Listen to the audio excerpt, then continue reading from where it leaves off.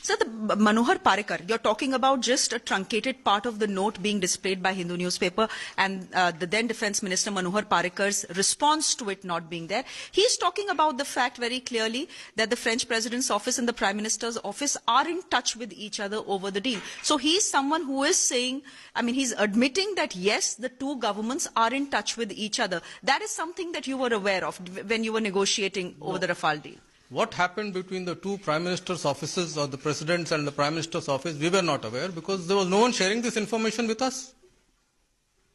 We were doing our job and every word that is there in the Indian, the intergovernmental agreement has been framed by us without any interference from anybody.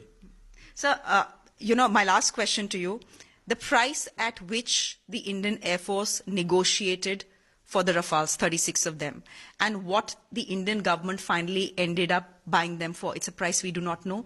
It's a top secret. We are told it's a matter of national security. It can't be put out.